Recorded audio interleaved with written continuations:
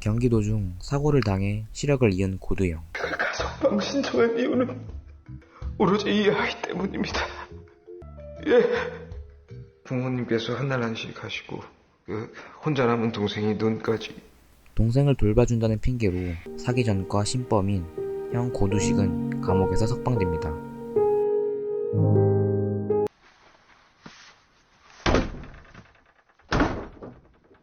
너 고두영이냐? 과거에 형이 집을 나가고 몇 년이 지난 후 다시 만난 동생과 형. 서로가 반가울 리 없습니다. 야, 너! 식탁에서 방까지도 못 가는 새끼가 허세네. 형은 동생을 신경 쓰지 않으려 하지만 앞이 보이지 않는 동생이 신경 쓰입니다. 왜 때려? 뭐야?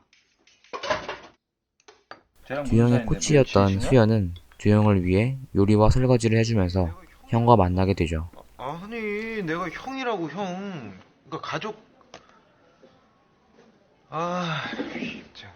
형은 동생을 이용해 대출을 받을 계획을 세우고 있었습니다. 짜장면도 좀 먹어봐. 이제 뭔 다 불리겠다. 알잖아, 짜장면 불면 끝인 거. 야, 오늘 먹어봐. 야, 잔말 말고 처먹어. 처먹던지 말던지. 어쩔 수 없이 동생에게 밥을 먹이려 하지만 동생은 갑자기 잘해주려는 형을 이해할 수 없었죠.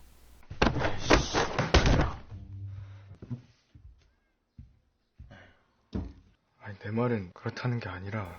형은 결국 부모님 핑계를 대며 동생을 설득하죠. 어우, 맞네요. 동생 이름으로 빌린 돈을 이용해 부기를 부리는 형. 잠시만요. 장애인 혜택되죠? 봤는데 장애인 올림픽 국가대표팀이었어. 동생의 재능이 아까워서 장애인 올림픽 대회라도 출전시키려는 코치. 그런 걸 뭐라 그러는데. 형님 계시니까 가까운 데 산책이라도 하시던가 하면 좋을 것 같아요.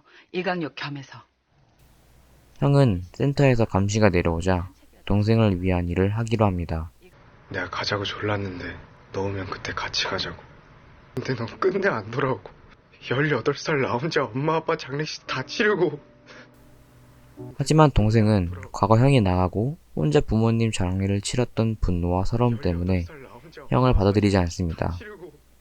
형은 그제서야 정신을 차리게 되죠. 사우나 가자고. 사우나 이 새끼야.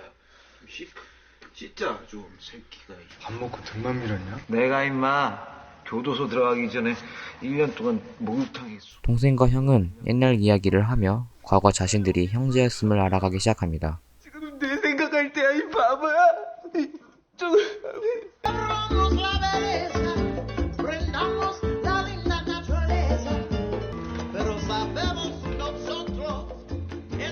마음에는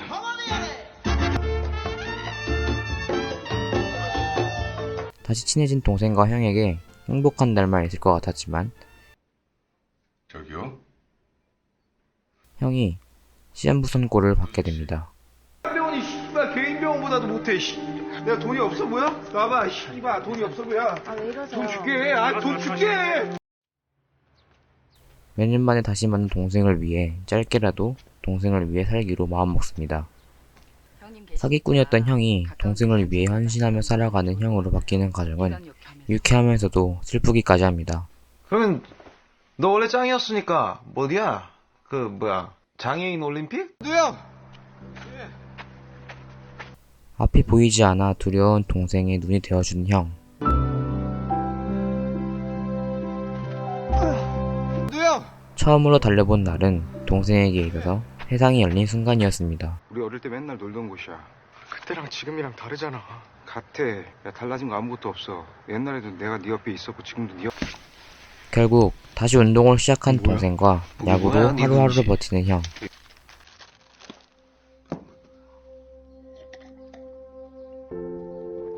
과거에 사용한 기술을 다시 터득하고 동생을 위해 집을 리모델링 해주는 형.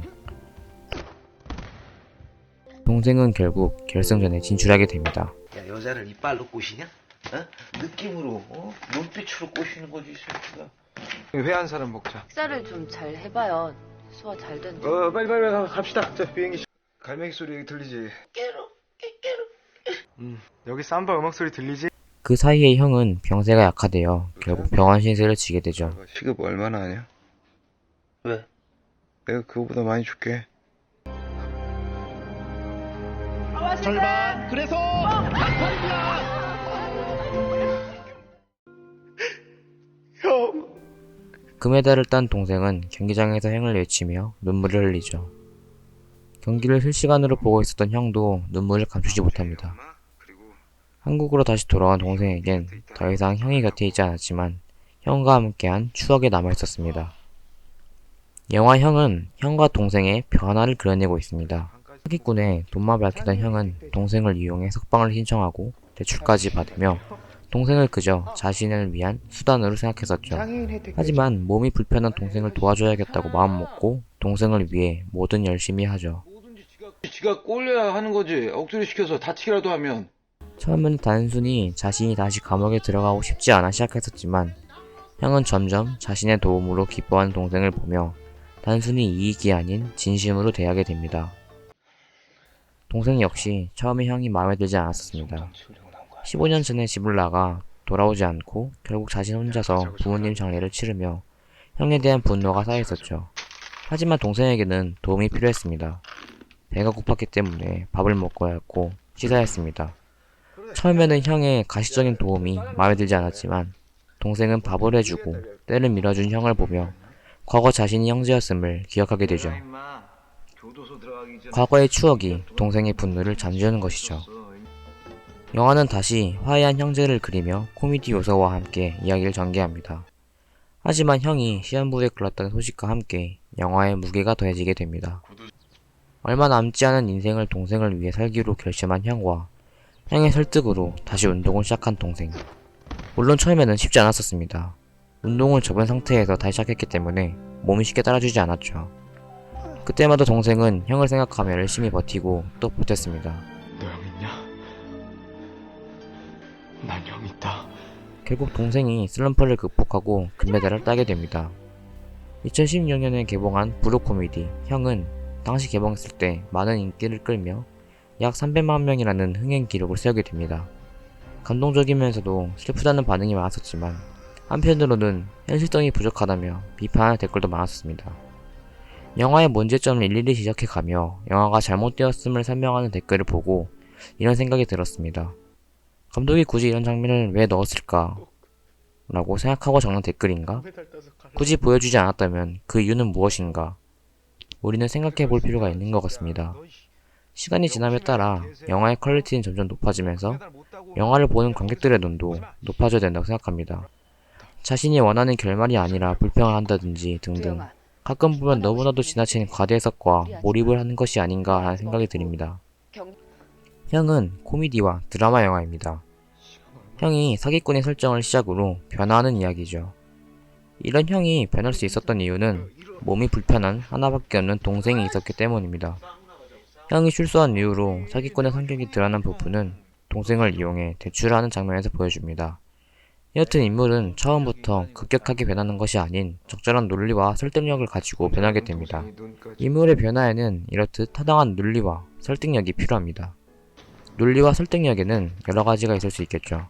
왜 인물이 변하려고 하는지, 인물의 목적은 무엇인지가 중요합니다. 영화에서 형은 자신이 시한부 판정을 받았기 때문에 남은 인생을 동생을 위해 살아가기로 다짐하죠. 동생은 과거 찬란했던 신인 선수 시절을 하루아침 만에 내려놓았기 때문에 그 좌절감과 상실감이 큽니다.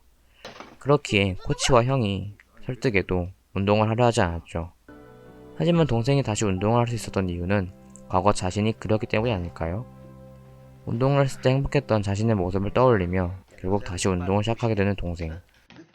우리들은 이 둘의 변화를 보며 함께 웃고 슬퍼합니다. 없어요. 동생한테 폐가 될까봐. 나도 여기 오고 싶어서 온 거 아니니까. 난 네 송장 치우려고 나온 거 아니야. 그래. 야, 짜장면도 좀 먹어봐. 야. 아니 애가 싫다잖아. 코미디 영화이지만 결코 가볍지 않은 우리 사회의 모습을 보여주고 있는 영화 형이었습니다. 감사합니다.